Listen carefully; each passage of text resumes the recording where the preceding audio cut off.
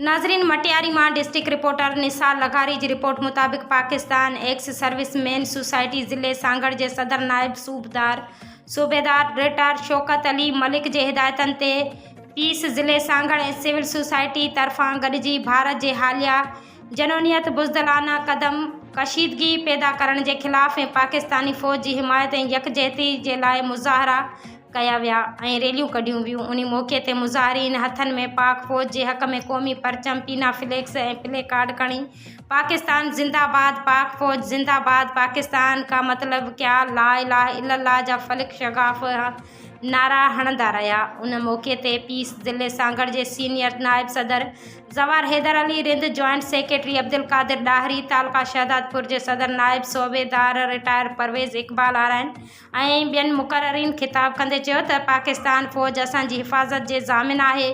उन करे पूरी क़ौम पाकिस्तानी फ़ौज सां गॾु कुल्हो कुल्हे सां मिलाए बीठल आहे। पाकिस्तानी फ़ौज जी जवाबी कार्रवाई दुश्मन जूं वायूं बताल करे छॾियूं। दुश्मन मजबूर थी कश्मीर बॉर्डर ते सफ़ेद झंडा लहराया। पाकिस्तानी क़ौम पाक फ़ौज सां हर क़दम ते गॾु आहे।